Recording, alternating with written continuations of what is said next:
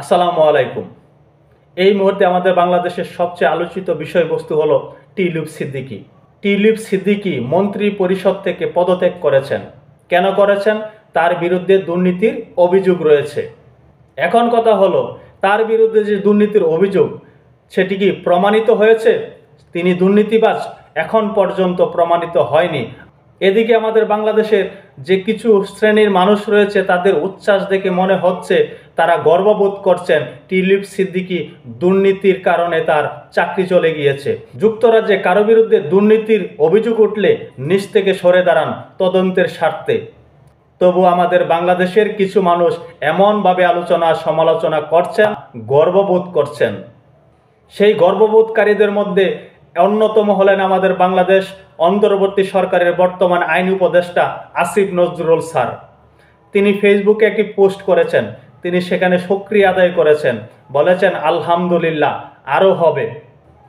তিনি আরও বেশি বাংলাদেশের মুখ উজ্জ্বল করবেন, প্রমাণ করবেন বাংলাদেশে বংশোদ্ভূত যারা বহির্বিশ্বে ক্ষমতায় আছে, যাদেরকে নিয়ে আমরা গর্ববোধ করি, তাদের মুখোশ উন্মোচন করে দেবেন। আমাদের বাংলাদেশকে এক অনন্য উচ্চতায় নিয়ে যাবেন। আসিফ নজরুল স্যার যখন এরকম আলোচনা করেন তখন কিন্তু আমরা বলতেই পারি আপনার অবস্থা কি। আপনাকে নিয়েও তো ব্যাপক সমালোচনা রয়েছে বাংলাদেশে। আপনাকে একজন ব্যর্থ আইনমন্ত্রী হিসাবে আখ্যায়িত করে থাকেন অনেকে। আপনার কর্মকাণ্ড নিয়েও কিন্তু ব্যাপক সমালোচনা। আপনার মতন মানুষ আরও দায়িত্বশীল হওয়া উচিত, কারণ এখন পর্যন্ত টিউলিপ সিদ্দিকীর বিরুদ্ধে দুর্নীতি অভিযোগ প্রমাণিত হয়নি। আপনার মহামান্বিত বিশেষ কিছু কাজ নিয়ে মুখ খুলেছেন সাংবাদিক ইলিয়াস হোসেন। সাংবাদিক ইলিয়াস হোসেনের মাধ্যমে আপনার সম্পর্কে কিন্তু বাংলাদেশের মানুষ অনেক কিছু জেনেছে। আপনি রোজা রেখে কি করতে চেয়েছিলেন, কি করেছিলেন, সেটিও কিন্তু সাংবাদিক ইলিয়াস হোসেন প্রকাশ করেছে। এখন কি আপনি বলতে যাচ্ছেন, হায় আল্লাহ, আমি যদি ব্রিটিশ পার্লামেন্টের সদস্য হতাম, আমি যদি ব্রিটিশ পার্লামেন্টের মন্ত্রী হতাম, এত বেশি কাজ করতাম যে ব্রিটিশকে বাংলাদেশ বানিয়ে দিতাম। আমাদের বাংলাদেশের কি অবস্থা, আমাদের বাংলাদেশ কিভাবে চলছে, আমরা কিভাবে চলছি, এদিকে কোনো মনোযোগ নেই। এই বিষয়ে আমাদের কোনো উদ্বেগ নেই। আমরা অন্য দেশ নিয়ে পড়ে আছি, ব্রিটিশের মতন দেশ নিয়ে পড়ে আছি। হ্যাঁ, টিউলিপ সিদ্দিকীর বিরুদ্ধে যে অভিযোগটি উঠেছে এটি বাংলাদেশ কেন্দ্রিক। এজন্য বাংলাদেশের পক্ষ থেকে অনেক কথাই বলা যায়, কিন্তু প্রমাণ করতে হবে, বাংলাদেশ থেকে প্রমাণ পেশ করতে হবে।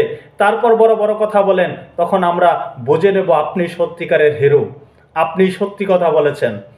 এখন তো অনেকেই বলার চেষ্টা করছেন আপনারা স্বার্থন্বেষী মহলকে স্বার্থ উদ্ধার করে দেওয়ার জন্য এমনটি করছেন, সুযোগে সদ্ব্যবহার করছেন, দুর্বল জায়গায় আঘাত করছেন।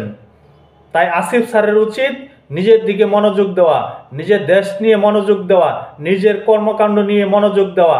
যে ছাত্ররা আপনাকে নিয়োগ করেছিল সেই ছাত্ররাই কিন্তু আপনার দিকে সন্দেহের তীর ছুড়ে দিচ্ছে। সেটি আপনি কিভাবে সামাল দিবেন, এদিকে আপনার মনোযোগ দেওয়া উচিত।